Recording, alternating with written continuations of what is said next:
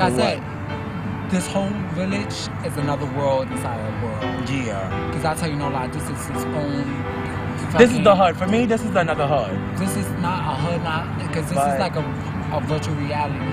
You never know this is here until you actually come here and like live it yourself. Yeah. This everything in here is amazing. It's like a story. Like you read it, like this is. I can't believe this shit. This is a fairy tale island.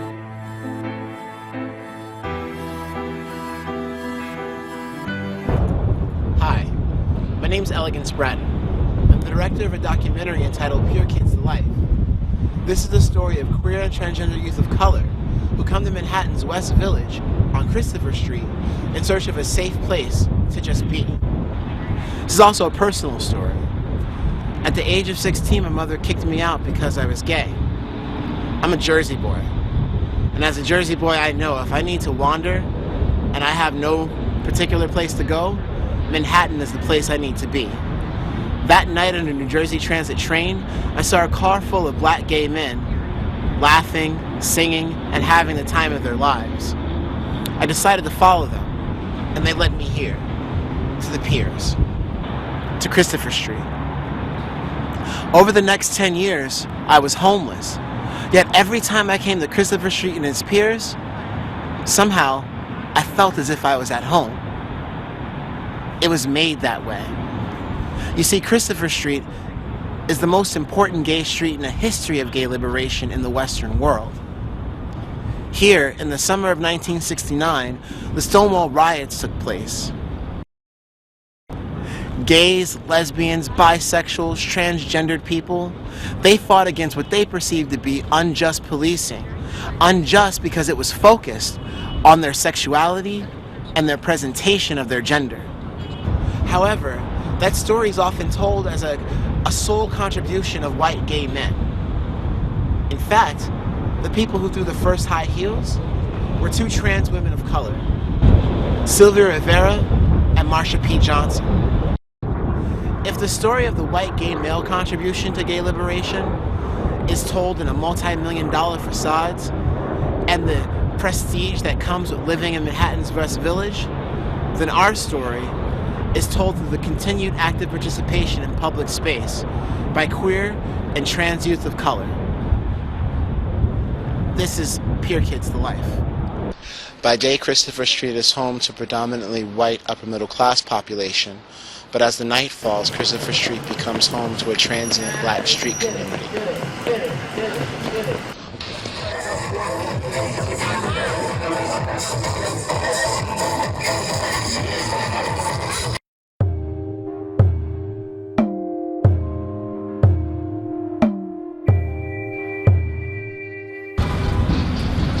When I first came down here with my camera, I wasn't sure what Pier Kids the Life was about.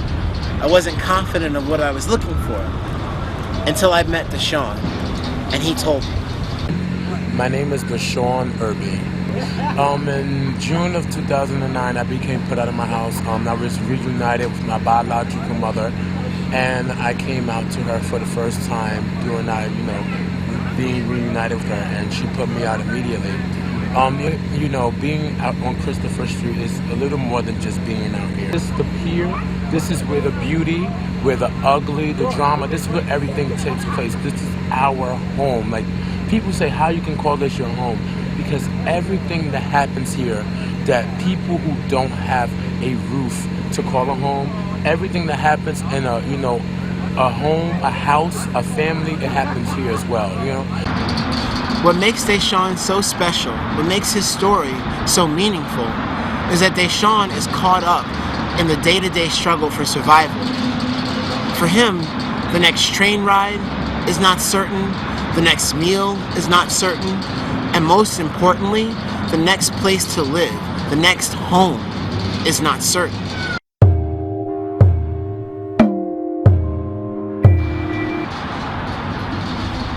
I met Crystal in this very spot. Now that you've been to the Pier a few times, what kind of place what do you think of it? Now that you've heard about it, you've experienced it, what do you think of the Pier? Like I said, I'm a natural caseworker, so that, I don't need an office to feel like giving some type of support to people, even if I don't have much. Right. It's a place I can hang out with everybody. And still, in the sense, if someone opens up to me about their situation, I can provide them with resources on ways to go about it. Right. And so, like, that's one thing I like about it. But, yeah, this is my original name. As you can see, I look totally different. Yeah, that's why. What makes Crystal's story so astounding is that she had to travel from the Midwest to New York, the transition from the man that the world saw her as into the woman that she always was inside.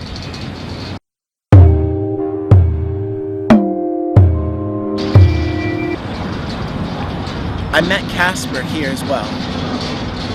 What makes Casper's story so profound is that Casper's been homeless pretty much his entire life.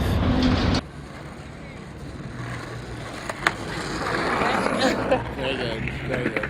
Oh, my name is Casper, Sheen Thorne, Tyreek Jones. That's on Facebook. You can call me either one. Doesn't matter. Some people call me Josh. Most people call me Casper. My first time going to Christopher Street. Oh man, I was kind of scared. I was at that moment. I was very homophobic, and I didn't want no gay people around me besides the ones that I knew. And I just got accustomed to being around the gay environment, LGBTQ environment, and they're people like we are. Bisexual, I consider myself bisexual. My sexual orientation, yeah, bisexual. There were transsexuals and girls. So it jumps back and forth. Carol Thorne met with us outside Kings County Hospital tonight. I just finished viewing my only son in the morgue. Her son Josh is gone, killed by 2 hit-and-run drivers. She has a message for them. What would you say to them? Look in the camera. You are a murderer.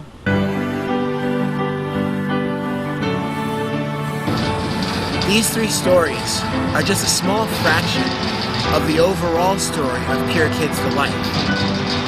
We want to shoot a lot more. Over the course of the past year, I've got 90 hours of footage, and over the course of the next year, I want to get about 200 more. I want to be able to show the world the complexity and the depth of what the life is for those of us who are Pure Kids. With your help, I'll be able to hire an editor, a sound man, and a production crew who will be able to take this story to the level it needs to be at, to do the work that it needs to do. This is urgent. In the course of the past year, people have died, people have gone to jail, people have lost homes, gotten new homes. I really don't know when the last time I've filmed with someone is. In order to do this well, I need to be versatile, and I need your support. Thank you for watching our campaign, and I can't wait to work with you.